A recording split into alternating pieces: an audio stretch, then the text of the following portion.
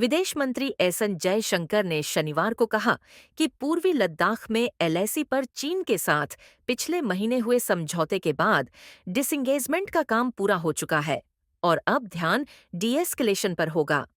जयशंकर ने साफ किया कि वह डिसंगेजमेंट को केवल सेनाओं के पीछे हटने के रूप में ही देखते हैं, न तो इससे ज्यादा और न ही कम। यह भी देखा जा रहा है कि जयशंकर बहुत सोच समझकर बयान दे रहे हैं, क्योंकि डिप्लोमेसी में हर शब्द का अपना विशेष महत्व होता है। आइए इसे और गहराई से समझने की कोशिश करते हैं।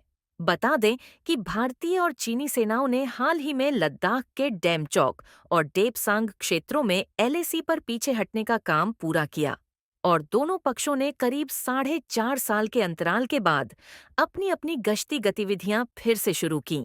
शनिवार को दिए अपने बयान से 2 हफ्ते पहले विदेश मंत्री एस जयशंकर ने ऑस्ट्रेलिया के कैनबरा में यह कहा था कि चीन के साथ डिसंगेजमेंट का चैप्टर अब समाप्त हो चुका है।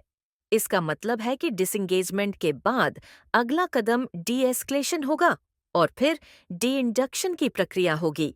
रक्षा मामलों के जानकार कमर आगा का कहना है कि ये तीनों चरण डिसंगेजमेंट, डी-एस्केलेशन और डी-इंडक्शन तनाव कम करने की दिशा में अहम कदम है और यह कॉन्फ्लिक्ट रेजोल्यूशन के लिहाज से बेहद अहम है।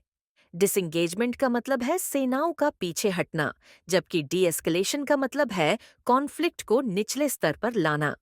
डी-एस्केलेशन के तहत दोनों पक्ष इस पर सहमत होते हैं कि विवादित क्षेत्र में निश्चित संख्या में सैनिक और हथियार तैनात किए जाएं, ताकि स्थिति और बिगड़े नहीं।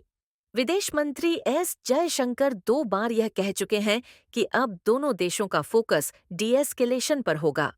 कैनबरा में ऑस्ट्रेलियाई विदेश मंत्री के साथ एक साझा प्रेस कॉन्फ्रेंस में जयशंकर ने कहा था कि डी-एस्केलेशन को लेकर दोनों देशों के विदेश मंत्रियों और राष्ट्रीय सुरक्षा सलाहकारों की बैठक होगी।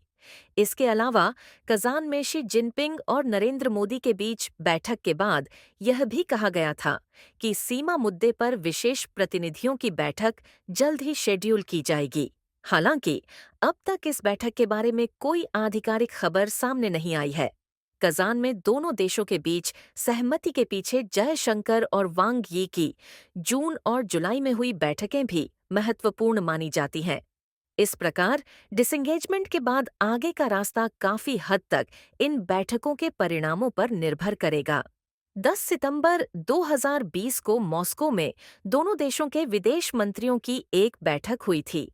जयशंकर और वांग यी के बीच हुई उस बैठक की प्रेस रिलीज में कहा गया था कि दोनों मंत्री इस बात पर सहमत हुए थे कि सीमा पर मौजूदा तनावपूर्ण हालात किसी के भी हित में नहीं है।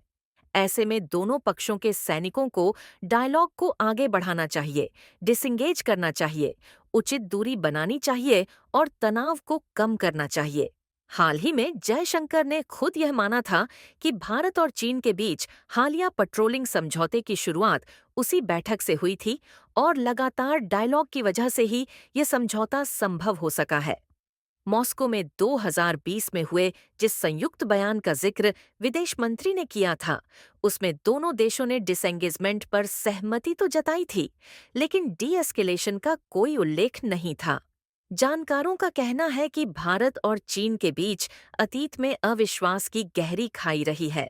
विदेश मंत्री ने कई बार इशारों में और कई बार सीधे तौर पर यह कहा कि चीन समझौतों का सम्मान नहीं करता।